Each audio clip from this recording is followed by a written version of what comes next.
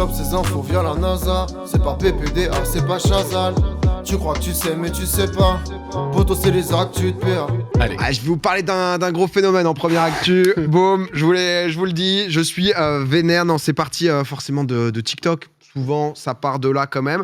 Je vais parler un peu cristaux, pierres précieuses. C'est de la lithothérapie, donc ce qui veut dire donc du coup la méthode qui soigne par les pierres. Donc du coup sur TikTok, c'est forcément très très populaire. Gemtalk, le hashtag, c'est plus de 2 milliards de vues quand même, donc c'est quand même pas mal du tout. Juste, je ne suis pas là bien sûr pour faire une leçon de morale, pour juger les gens exactement sur mais quand même.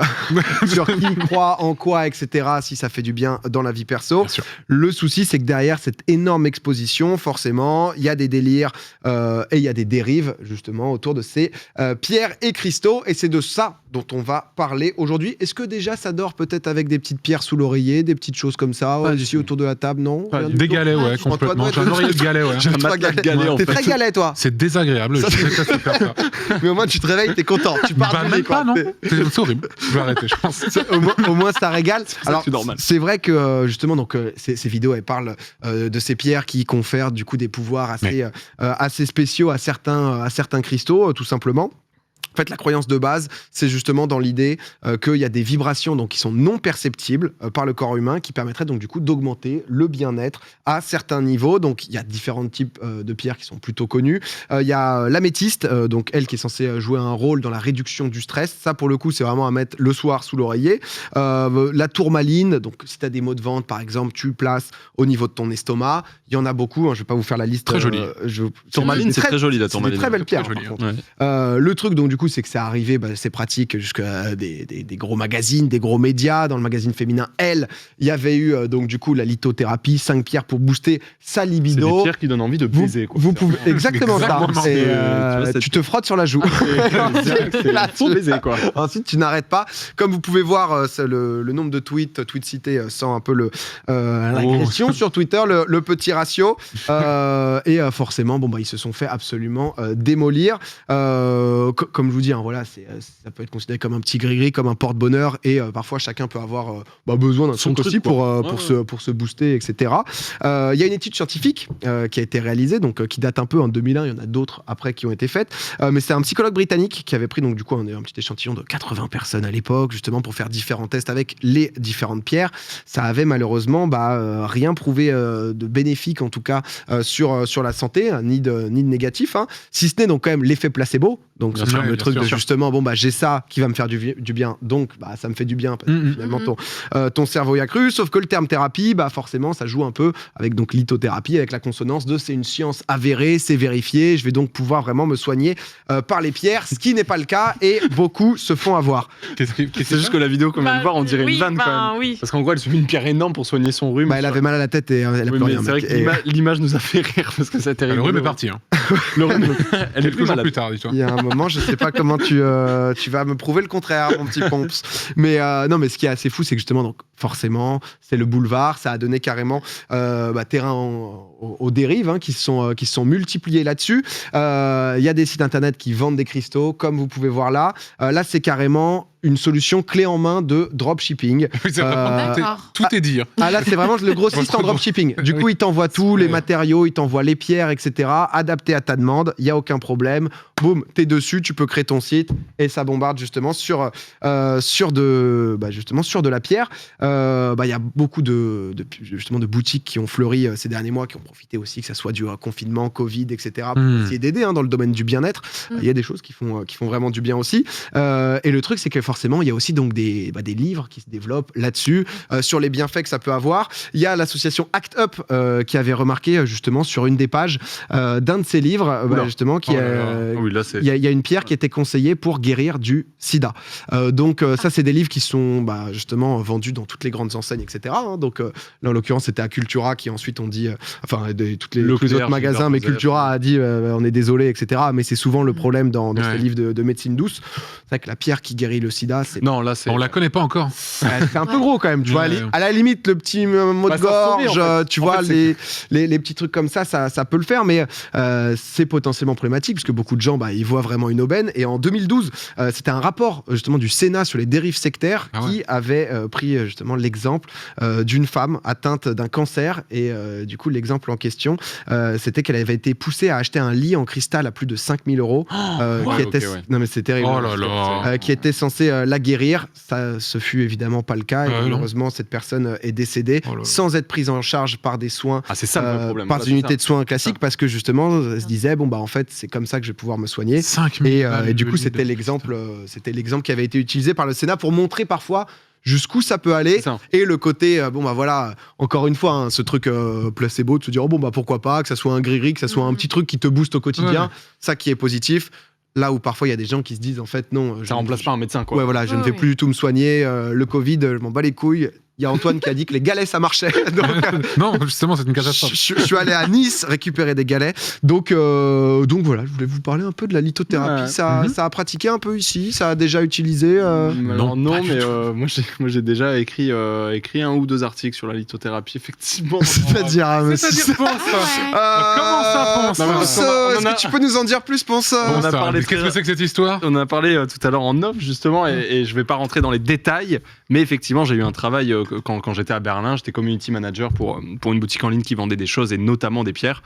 Et quand tu es une boutique en ligne, tu dois faire du référencement, c'est-à-dire n'importe quel mot que tu puisses taper, c'est ça, tomber sur le site. Si tu cherches ça, tu tombes sur ce site, etc.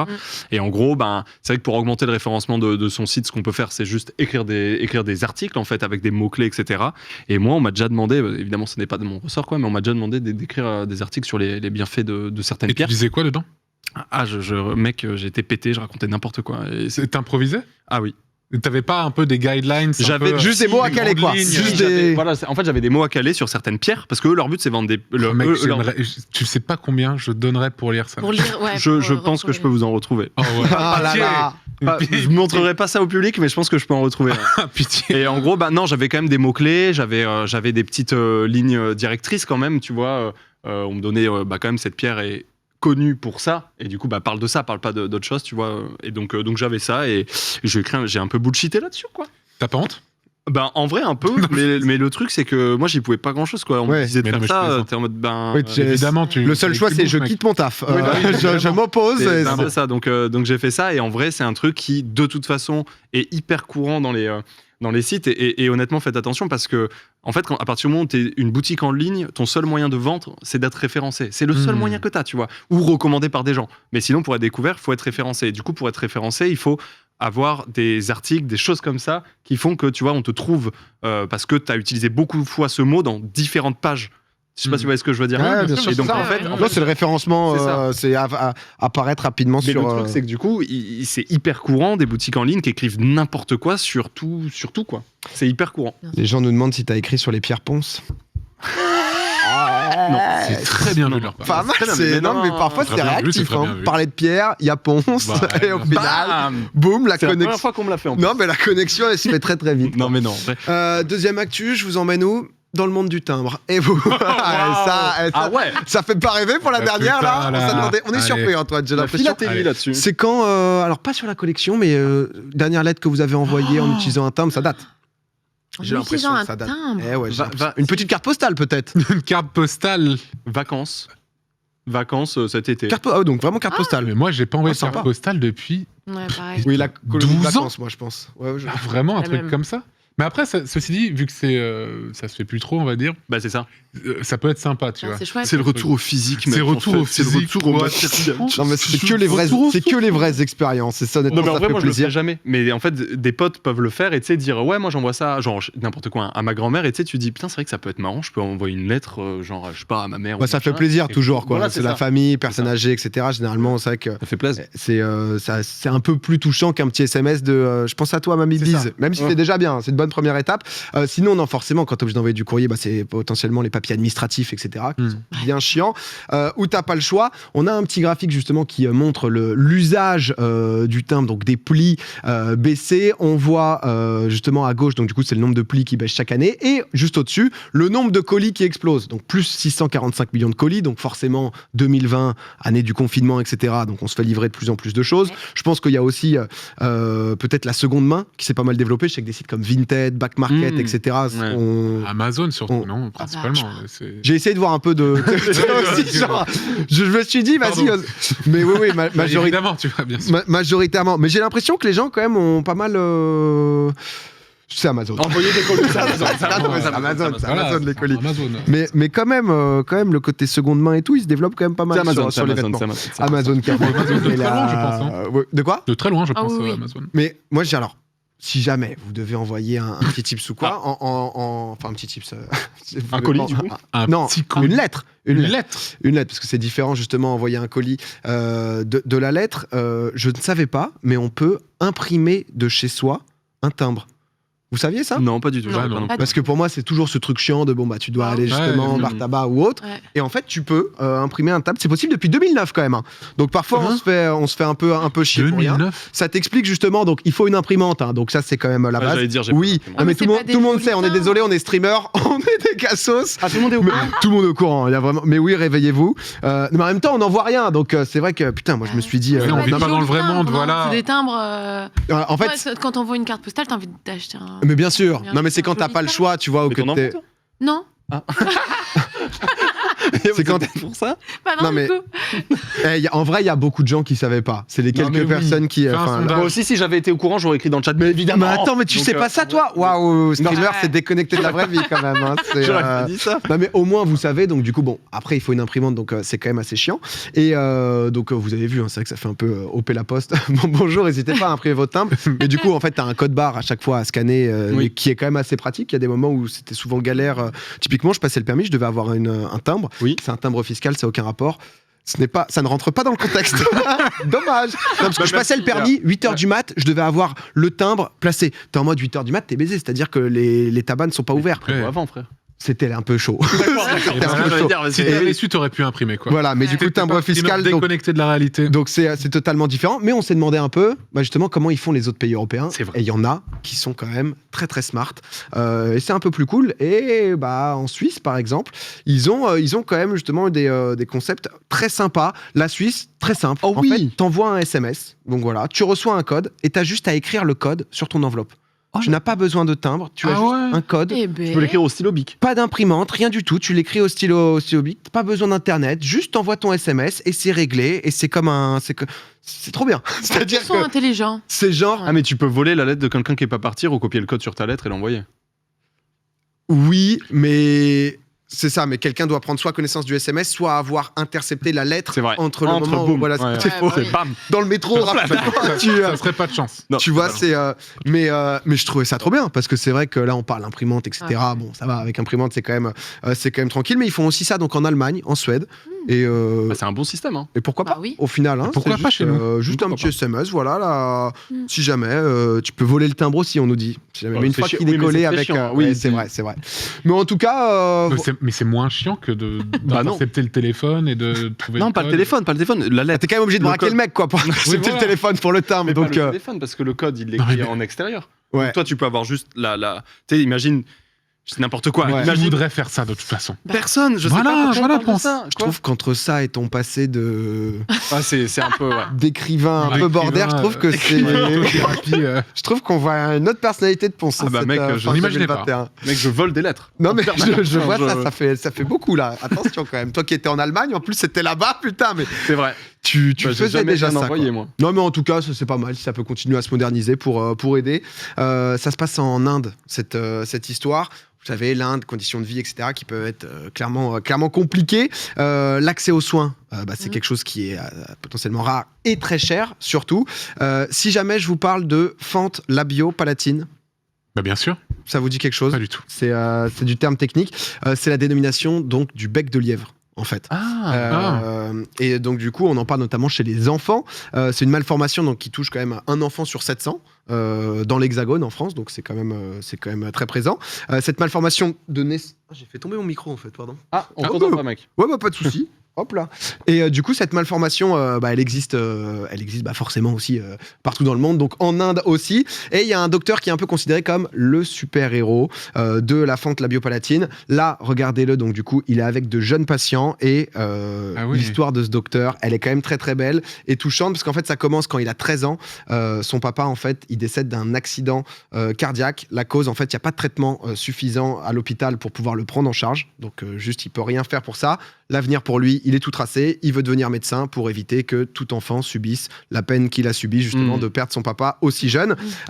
Et en fait, donc du coup, il se donne une mission d'aider les autres. Donc du coup, il devient chirurgien. Il se rend compte justement qu'il peut aller un peu plus loin et il voit justement ce problème du bec de lièvre qui forcément isole énormément les enfants, que ce soit socialement ou autre, qui les met à part. Le regard des autres, forcément, puisqu'on est différents.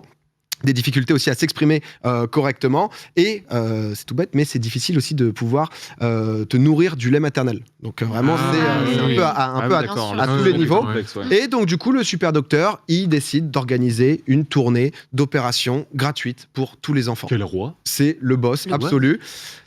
Juste après on va avoir un petit au plus proche. Vous pensez qu'il a fait combien de chirurgies? Depuis 2004. Donc on a il a lancé ça il y a longtemps.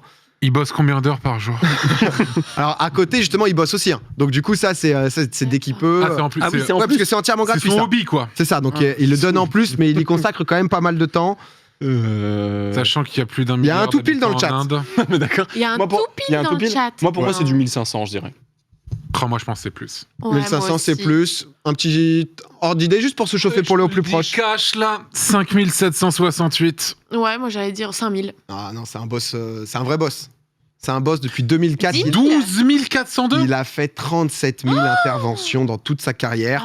OMG. Ce qui est juste impressionnant. OMG. Il y a eu un documentaire qui a été fait justement sur son histoire, sur ce qu'il fait, et aussi sur le destin d'une petite fille, voilà, qu'on voit ici, qui a été opérée par le chirurgien. Ça s'appelle Smile Pinky, qui a été fait autour, et ça a carrément eu l'Oscar du meilleur court métrage. Ah ouais. Incroyable. Donc c'est quand même assez impressionnant. Il en fait plusieurs par jour quoi. Ah ouais, à des moments il a enchaîné. Je crois qu'en fait il a eu son truc où au début c'était pas à temps plein et ensuite petit à petit il a réussi à pouvoir le faire à temps plein.